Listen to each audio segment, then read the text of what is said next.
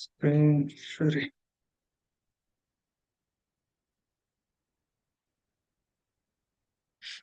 കണ്ടോ? ഓ, കാണാം കാണാം കാണാം. ഇന്ന് ഓക്കെ. കുറച്ചുണ്ടല്ലോ. ഏ അല്ല, ഇന്ന് കുറച്ചുണ്ടല്ലോ. അല്ല, ഞാൻ ജസ്റ്റ് സ്പാർക്കിന്റെ കുറച്ച് ഇതുണ്ടായി ഓക്കെ എടുത്താ. Okay. Okay, Spark. Okay, going back to Spark. ഈ സ്പാർക്കിലെ ഓക്കെ മെയിൻലി ഇത് നിനക്ക് I think you already knows right what are the different languages support Python, ആ സ്പാർക്ക്, ആ ആ SQL, Scala and R. So basically it can be used for analytics, machine learning and ETL. Then it works on in-memory computation. So basically it works on memory of the cluster. Then ഉം. it can be run as a batch as well as streaming. In that ecosystem, you have machine learning, graphics, structured streaming. So you have multiple features like that. ഈ ecosystem എന്ന് വെച്ചാൽ എനിക്കത് അത് concept മനസ്സിലായില്ല. Ecosystem, structured streaming, graphics, basically മറ്റേ എനിക്ക് ecosystem എന്ന് പറഞ്ഞ ഒരു ടേം എങ്ങനെയാ എന്ത് ഇതിവിടെ യൂസ് എന്തിന്റെ ഫ്രെയിം വർക്കാണോ? മറ്റേ ecosystem of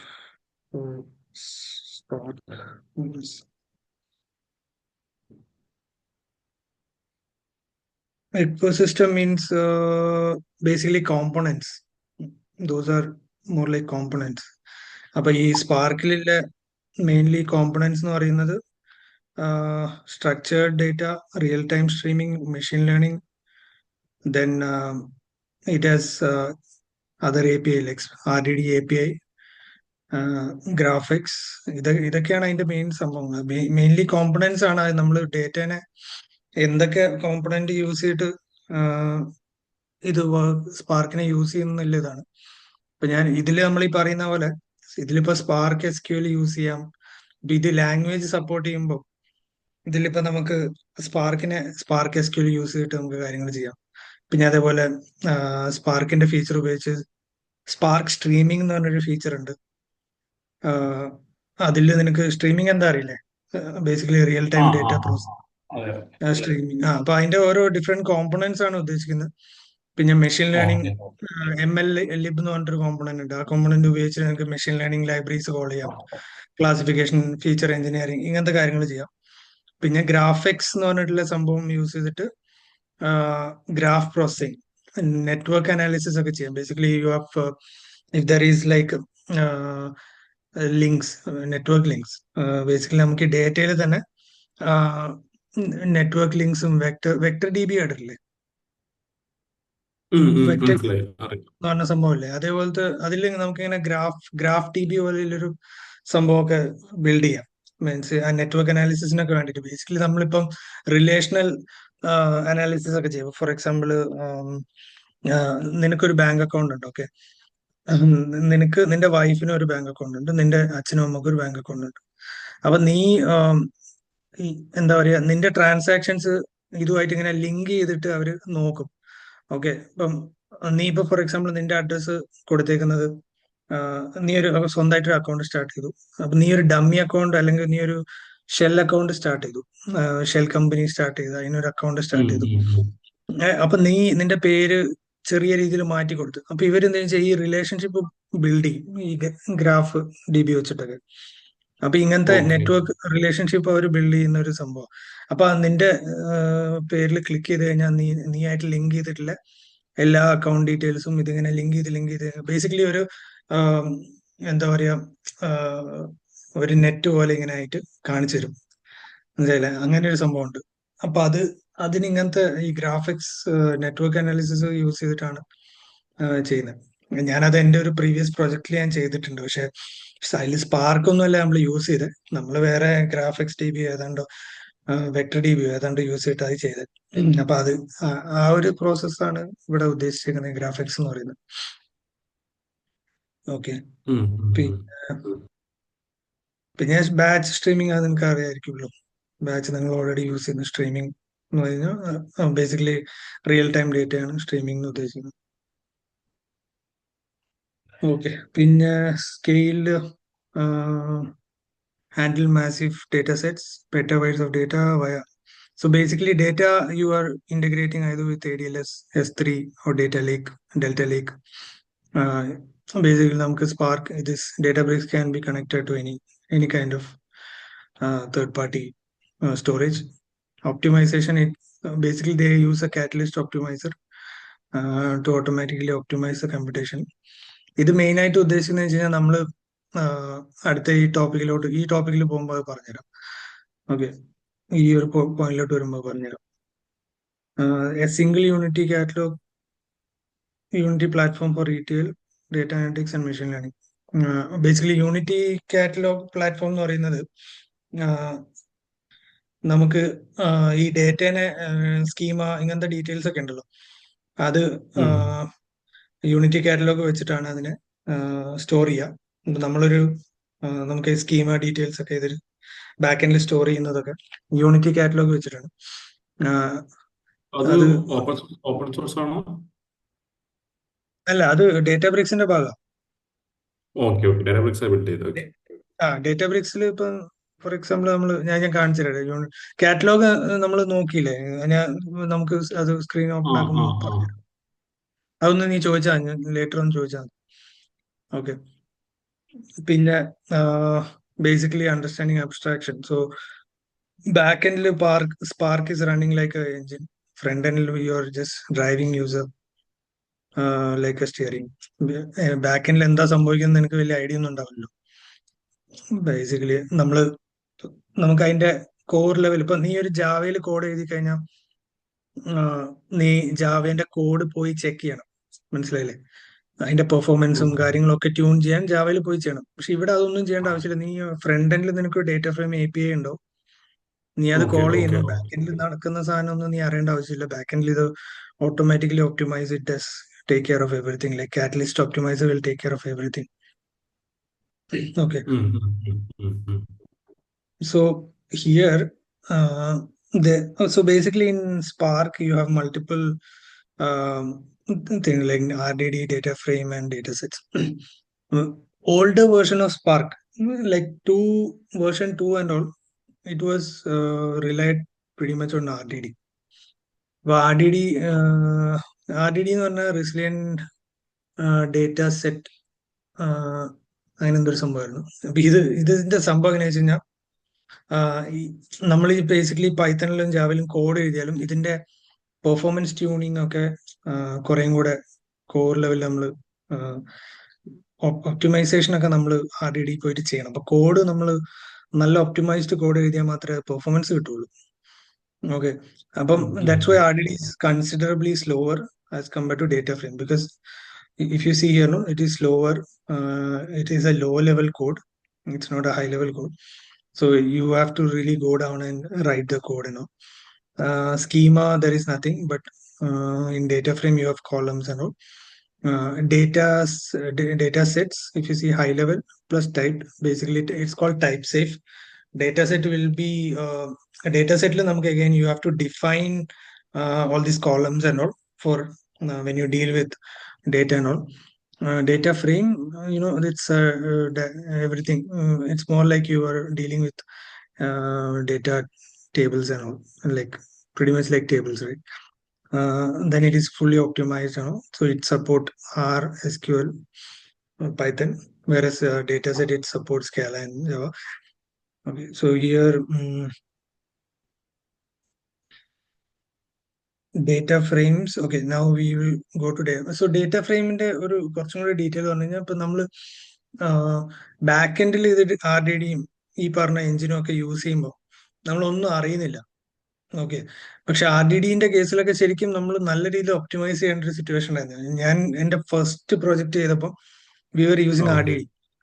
that was back in 2014, I think 14, somewhere around 14-15. So നമ്മൾ RDDയിലാണ് അത്യാവശ്യം ഡേറ്റ സെറ്റ് ഡിഫൈൻ ചെയ്യുക. പിന്നെ നമ്മൾ ഹൈവ് യൂസ് ചെയ്യും. So those days the performance was not really great.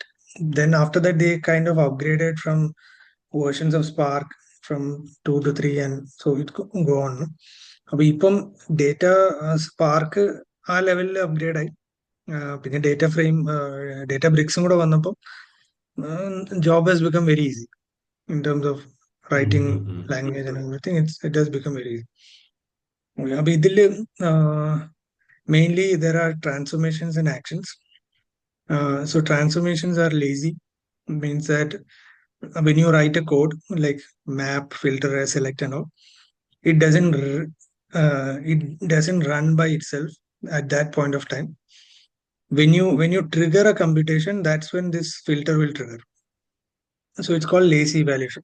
So നമ്മളിപ്പോ ഒരു ഫിൽറ്ററിന്റെ ഒരു കോഡ് എഴുതിയാലും നമ്മൾ അൺലെസ് അൺടിൽ അതിനെ കോൾ ചെയ്തില്ലെങ്കിൽ അത് വർക്ക് ആവില്ല. ഐ മീൻ അത് റിയലി യൂസ് ചെയ്യുന്നുണ്ടാവില്ല എവിടെ കോഡിങ്ങിൽ. ഓക്കെ അപ്പൊ ഓക്കെ നമ്മളിപ്പോ ഫോർ എക്സാമ്പിൾ ഇത് കളക്ട് ചെയ്യോ ഇങ്ങനെ എന്തെങ്കിലും ചെയ്യുമ്പോഴാണ് ആക്ച്വലി ഇത് ട്രിഗർ ആകുന്നത്. Until then it is just it doesn't run. So it's so the thing is it's kind of way of optimizing it. Okay, നമുക്ക് അതിന്റെ ഒരു നോക്കാം. So okay let's say you okay load a data. Okay, you load a data, do a filter, then you do a select, then it waits, and when you do a show, that's when the action starts and this optimized execution will happen. So here, this is a notebook. I think we have gone through this. Okay, ഇതിപ്പോ ഒരു file read ചെയ്യുന്നു. whatever you pick, this is just an ingestion. നമ്മൾ ഇത് already ചെയ്ത. പിന്നെ ഇവിടെ okay, transformation logics nothing but filter, select with columns and all. These are transformation logics. Then okay, show, count. ഇതാണ് ആ ട്രിഗറിങ് ആക്ഷൻസ് വരുന്നത്. നമ്മൾ ഈ കളക്ട് അല്ലെങ്കിൽ ഡോട്ട് കൗണ്ട് ഒക്കെ അടിക്കുമ്പോൾ മാത്രമാണ് ബാക്ക് എൻഡ് ഈ ലേസി വാല്യൂഷനിലെ സാധനങ്ങൾ റൺ ആവുള്ളൂ. Okay, then complete flow. So you read a data, do a transformation, then you do an action here. So this part is transformation and this is action. Curator, okay, okay, ഇത് ഇത്രേ ഉള്ളൂ. നമുക്കിനി നമ്മളെ തിരിച്ചു മറ്റേ സ്ഥാനത്തിലോട്ട് പോകാം.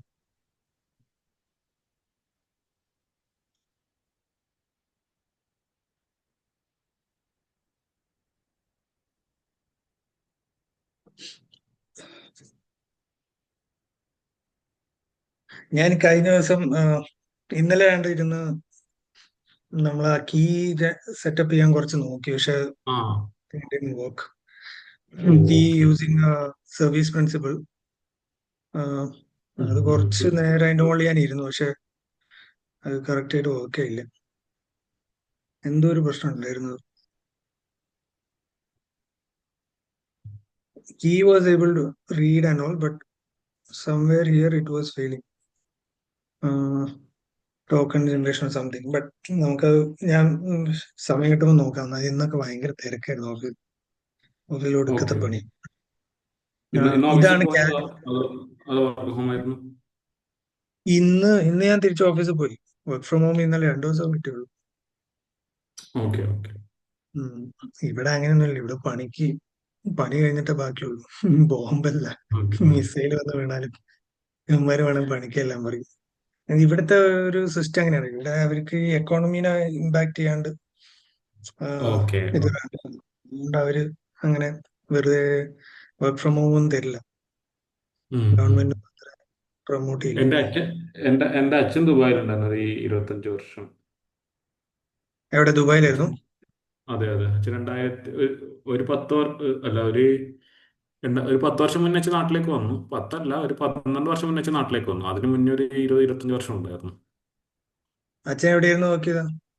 അച്ഛൻ വേറെ ആ ഭാഗത്തൊക്കെ ആയിട്ട്, ഷാർജ. ആണോ? Okay okay.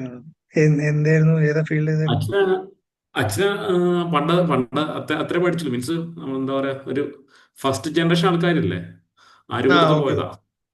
ഓക്കെ ഓക്കെ അപ്പൊ അച്ഛനൊരു അറബിയുടെ കൂടെ ഇങ്ങനെ പുള്ളിയുടെ കുറച്ച് പ്രോപ്പർട്ടീസ് ഉണ്ട്. അപ്പൊ അതിന്റെ ഒക്കെ കുറച്ച് മേൽനോട്ടം അതൊക്കെ ആയിട്ട് ഓക്കെ ഓക്കെ. ഷെയ്ഖിന്റെ assistant. ആ, അപ്പൊ പണ്ടത്തെ ആൾക്കാർ എങ്ങനെയാവും? അതെ They just they just survive. അതെ അതെ അവര് അതെ ഇങ്ങനെ അതെ തട്ടിമുട്ടി ഇങ്ങനെ സർവൈവ് ചെയ്ത് ഇങ്ങനെ പോകും. Yes yes yes yes. അവർക്ക് ലൈഫ് ഉണ്ടായിട്ടില്ലല്ലോ ആ സമയത്തൊന്നും. അത് ശരിയാ. ഇപ്പൊ എന്റെ കുട്ടിക്കാലത്ത് നോക്കുമ്പോ അച്ഛൻ വെച്ചാൽ ഒരു ഗസ്റ്റ് പോലെ 2 ഇയർ വൺസ് വീട്ടിൽ വരും, ടു അതെ. മന്ത് ഉണ്ടാവും. അപ്പൊ അങ്ങനെ അതിന്റെ ആ ഒരു ഒരു ബുദ്ധിമുട്ടുണ്ട്. അങ്ങനെ പണ്ട് കാലത്ത് അങ്ങനെ ആയിരുന്ന ആൾക്കാർ ജീവിച്ചത്. നമ്മളെ അതിനുള്ള നമ്മൾ ഈ ഡെവലപ്ഡ് കൺട്രികളും അണ്ടർ ഡെവലപ്പിംഗ് കൺട്രീസും തമ്മിലൊരു ഡിഫറൻസ് അവിടെ അതായിരുന്നു. നമ്മള് we were working to survive. But ഇപ്പോഴത്തെ ജനറേഷൻ യെസ് യെസ് യെസ് നമ്മള് basically working for a better life. ആ ഒരു ഡിഫറൻസ് ഉണ്ടല്ലോ. Yes yes yes. Quality of life. ഉം. ആ ക്വാളിറ്റി ഓഫ് ലൈഫ് മാറ്റർ. നമുക്കിപ്പോ അതല്ലേ ഇപ്പൊ നമ്മള് എന്താ ജീവിക്കാൻ വേണ്ടി പണിയെടുക്കേണ്ട ആവശ്യമില്ല, നമുക്ക് എങ്ങനെയെങ്കിലൊക്കെ ജീവിച്ചു പോകും. അതെ അതെ അതെ അതെ അതെ അതെ. ക്വാളിറ്റി ഓഫ് ലൈഫിന് വേണ്ടിയിട്ടല്ലേ ഇപ്പൊ നമ്മള് ഇതാക്കുന്നത്. നമ്മള് ഈ എഫ് എസ് കമാൻഡ്സ് നമ്മൾ ഓൾറെഡി കവർ ചെയ്തല്ലേ, എഫ് എസിന്റെ different yes yes type. Yes yes yes അത് നോക്കി. പിന്നെ അതില് എഫ് എസ് കമാൻഡിൽ നമുക്ക് മൂവ് ചെയ്യാം. Basically I have tried moving this file to here. Yes അപ്പൊ യെസ്. ഇതൊക്കെ നമ്മൾ കവർ ചെയ്തു. then we managed to read a file, load it, infer schema. These things were all covered. Okay, now did we cover anything on delta? So delta tables, I think we didn't cover it.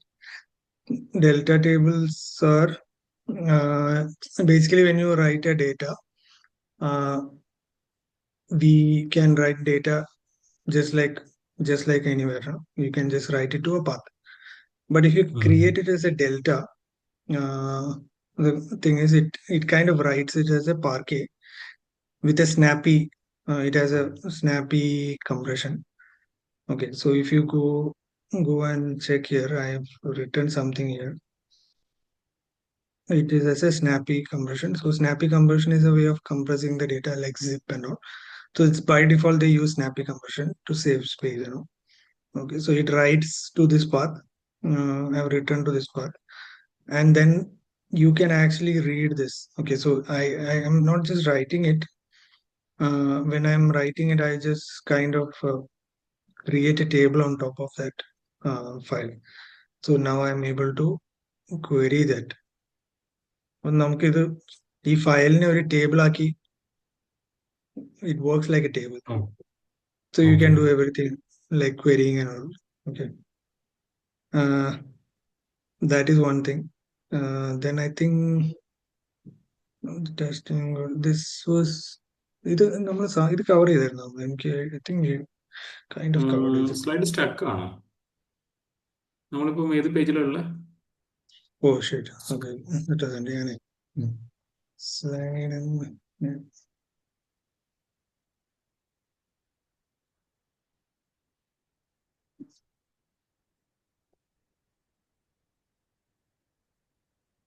Okay, നമ്മള് sorry, ഞാൻ ഈ പറഞ്ഞുകൊണ്ടിരുന്ന ഈ screen വെച്ചിട്ട് slide മറ്റേ സ്ലൈഡിലായിരുന്നു. Okay okay. ഇത് നമ്മൾ cover ചെയ്തല്ലേ, എഫ് എസ് ഇത് നമ്മൾ കവർ ചെയ്തു. അതെ ഓക്കെ, അതെ അതെ അതെ. ഇത് കവർ ചെയ്തു, ഇത് കവർ ചെയ്തു, സ്കീമ ഇതൊക്കെ കവർ ചെയ്തു. Okay, then delta tables cover ചെയ്തു നമ്മള്. ഇത് okay, let's say I think we didn't cover this part. Okay, I'll just tell you what. So delta tables, we read this file here, right? So we have a data frame. We have read the file. I'm just writing to a path, and the format is delta.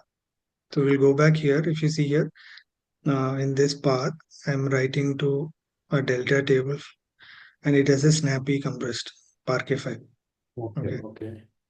So it's a Parquet file. So this snappy is very important. So let's say if someone asks you, they might ask you during interviews, like, okay, have you worked on delta? So what format so you can say it's Parquet. And what kind of compression? By default, it use snappy. Okay, so you have multiple way of compressing it like zip and other stuff, but by default they use snappy. Snappy compression is something used.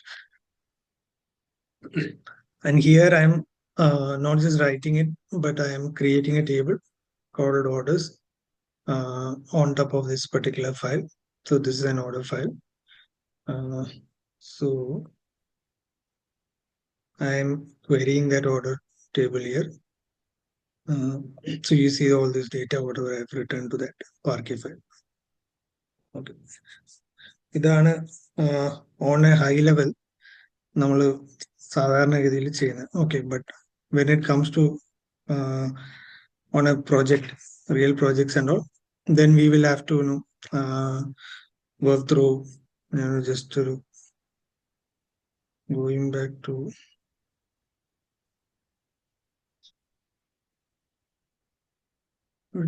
ഇതിന് board ഉണ്ടാവുമല്ലോ.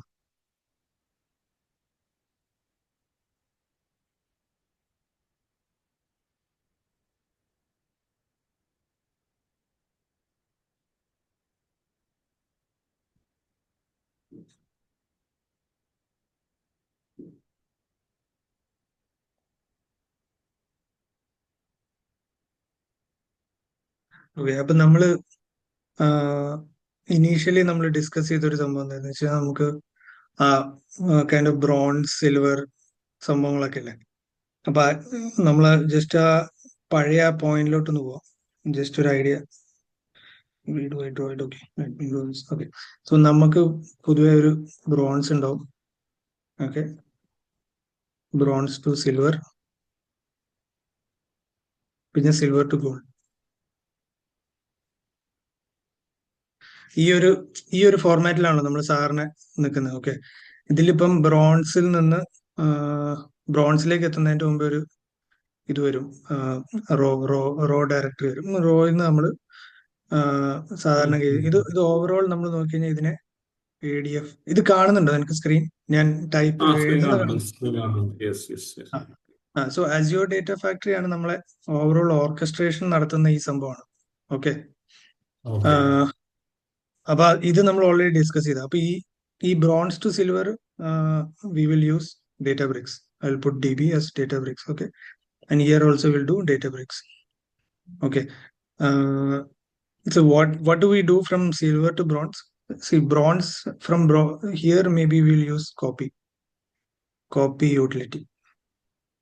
Okay, ഇതൊന്ന് full ഒന്ന് clear ചെയ്യാം, ഒരു വൃത്തിയാക്കാം. അപ്പൊ നമ്മള് raw to bronze, നമ്മൾ copy utility use ചെയ്യും. ഓക്കെ, പിന്നെ ഈ ബ്രോൺസ് സിൽവറിലോട്ട് പോകുമ്പോൾ what we do is we'll do a data cleaning, little bit of cleaning. Okay, so data cleaning will happen. So here mostly what we do is like we do a field level check, we'll do a null check, and then we will do a what is that, let's say schema checks, field level null checks, then also date, if you have some issue with the dates, so we might change the dates. അങ്ങനെ കുറെ validation steps നമ്മൾ ഇവിടെ ചെയ്യും, എന്നിട്ട് ഇതിനെ സിൽവറിൽ load ചെയ്യും. Okay, അപ്പൊ here bronze whatever we are getting, we will kind of archive it after the entire load. Full load process കഴിയുമ്പോഴത്തേക്ക് ഈ സാധനത്തിന് നേരെ ആർക്കൈവിലോട്ട് വിടും. കാരണം ഈ ഡേറ്റ നമുക്ക് നാളെ യൂസ് ചെയ്യേണ്ടി വന്നാൽ, in case if you have to use it, it's a backup. Okay, so on the bronze we don't do much, it's more like a immutable situation. ഇനി ഈ ഒരു ഏരിയ നമുക്ക് ഒരു ചെറിയ ഫയൽ വെച്ചിട്ട് ഈ ഒരു വാലിഡേഷൻസ് ഒക്കെ ചെയ്യുന്ന ഒരു സ്റ്റെപ്പ് നമുക്ക് പഠിക്കാം. അത് കഴിഞ്ഞ് പിന്നെ business logic is implemented here. This area is the business logic area. Okay, നമുക്കിപ്പം ഈ ഫയല് ഇതിപ്പോ നമ്മൾ ജസ്റ്റ് പ്രിന്റ് ചെയ്തു, ഡെൽറ്റ ടേബിൾ ലോഡ് ചെയ്തു. Now it is consider as a bronze. So it's just a name, so I'm just putting in raw table. So from here let's load it to a bronze. So again so it's already in raw, so let's put it in silver. So do we have a silver thing? We don't have it. So നമ്മൾ ഇവിടെ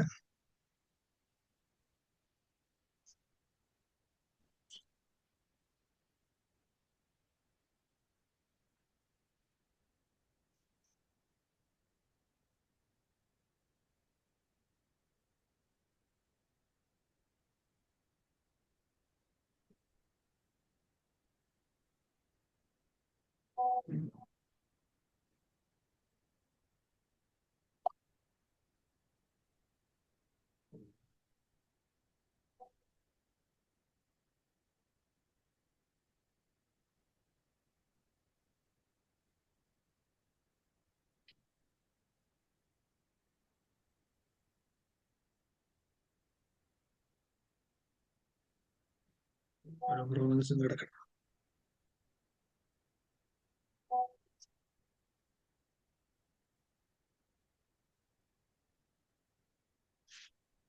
okay, നമ്മൾ ഇതിനെ ഒരു ആം,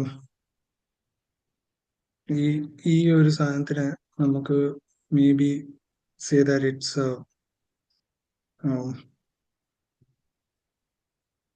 source to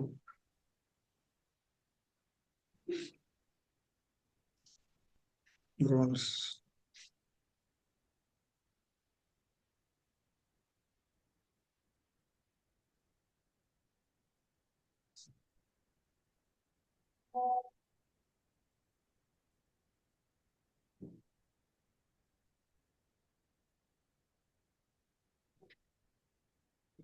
Here we will create something called ingestion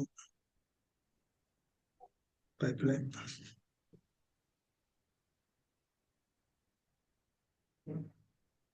നമുക്ക് ഇതിനെയൊക്കെ ഒന്ന് ശരിക്കും ഒന്ന് സ്ട്രക്ചേർഡ് വേയിൽ ഇടണം. Even though I have just created it here on workspace, ideally we should put it somewhere in the structure. What നമുക്കൊരു നല്ല സ്ട്രക്ചറിലൊക്കെ ഇടണം, ഫോൾഡേഴ്സ് ഒക്കെ.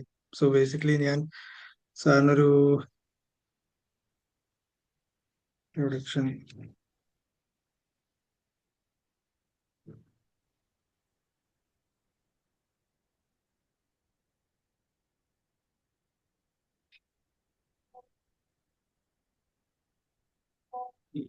ആക്ച്വലി നമ്മൾ ഐഡിയൽ ചെയ്യുന്നത് നമ്മൾ ഇവിടെ കോഡ്സ് എഴുതുന്നു, then ആ നോട്ട്ബുക്സ് നമ്മൾ IDFൽ നമ്മൾ സ്റ്റിക്ക് ചെയ്യുന്നല്ലേ?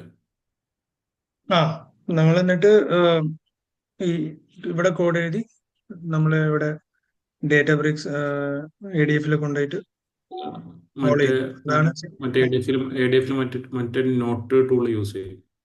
Correct correct. നമ്മൾ ADF പോയിട്ട് ഡേറ്റ ഫാക്ടറി. ഓക്കെ, ഇതിന്റെ ഓർക്കസ്ട്രേഷൻ ഒക്കെ നമ്മൾ ഇവിടെ ചെയ്യുന്ന ഇതില് ഇപ്പൊ നമ്മള് ADFലായിരിക്കും അല്ലേ? ADF ഇതൊക്കെ ചെയ്യാം. ADF ഇപ്പം for example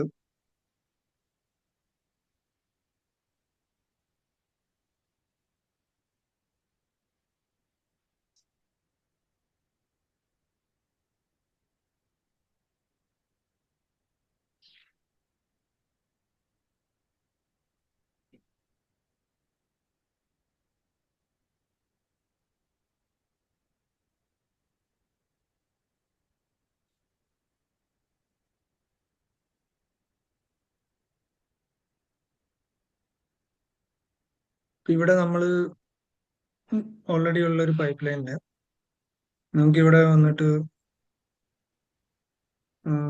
pipe line runs trigger runs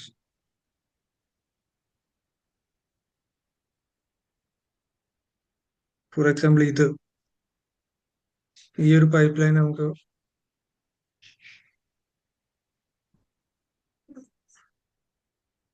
ഒരു ട്രിഗർ ഒക്കെ ആഡ് ചെയ്യും.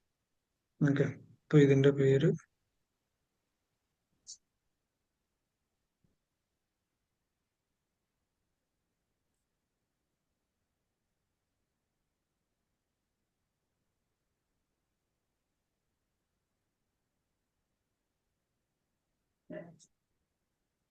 ഇതിനെ നമുക്ക് ജസ്റ്റ് ഒരു ടൈം ഒക്കെ ഫിക്സ് ചെയ്തിട്ട്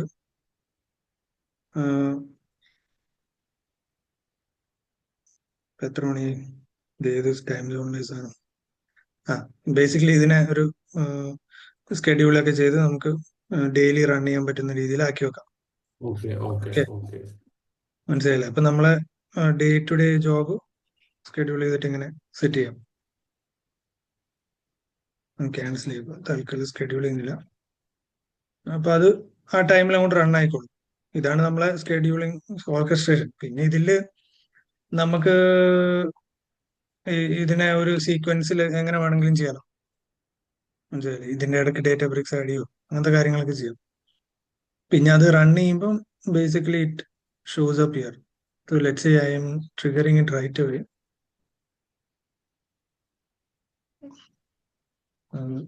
Trigger it.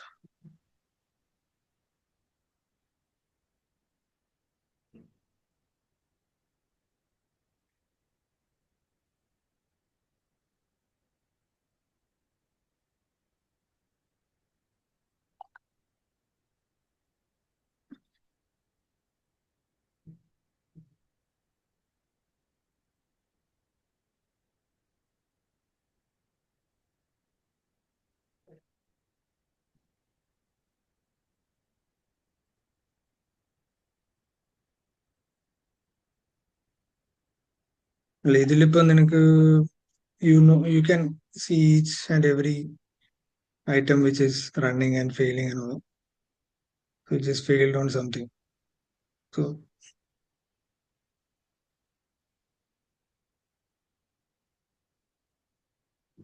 say it failed on this 4 inch.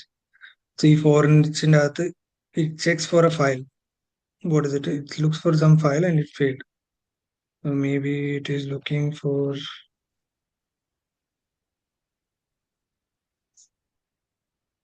action failed error code.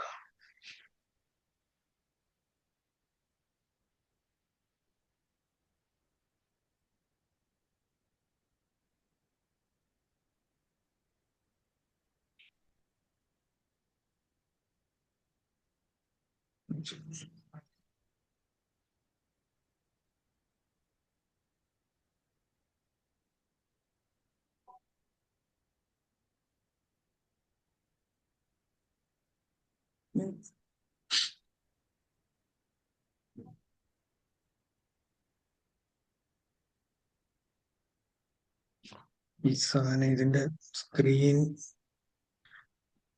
ഇത് ഐ ഡി ഇതിങ്ങനെ വന്നുകൊണ്ടിരിക്കും. ഇത് ഫെയിൽഡ് ആയത് ഒരു write for file status. Okay, ഇതാണ് ആക്ച്വൽ എറർ. സോ ഇവിടെ എന്താ പറ്റിയ failed file path bronze status path not found, so that is one reason it failed. Here also same path not found. Here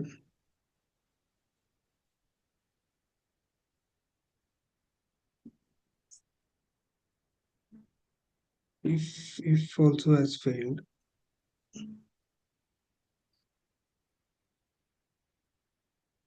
If the failure is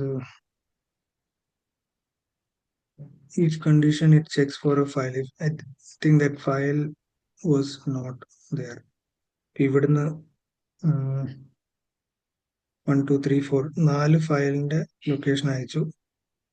ഇതിവിടെ വന്നു. ഈ if condition fail ആയി. If you go here നമുക്കിവിടെ നോക്കിയാലും true false. Okay.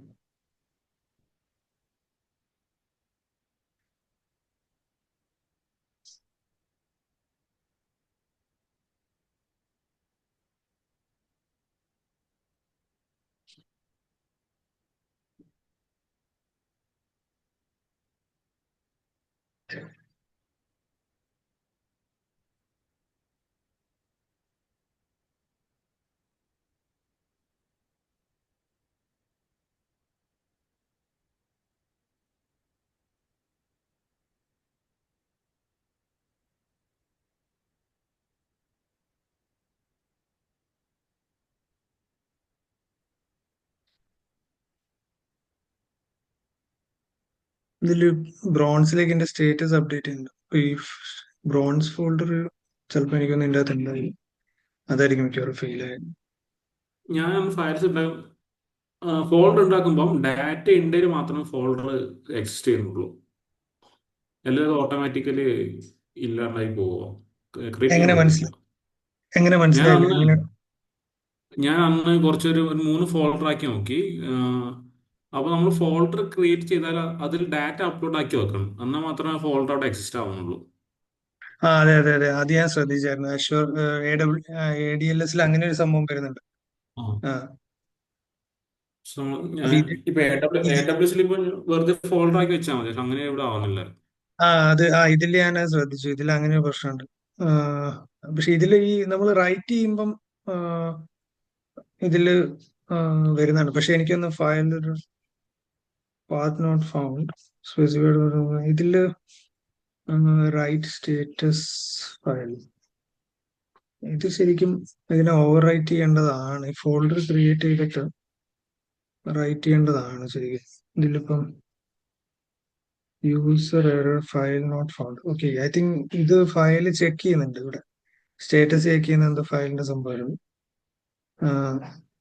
അപ്പൊ അതുകൊണ്ട് ഇവിടെ fail ആയി.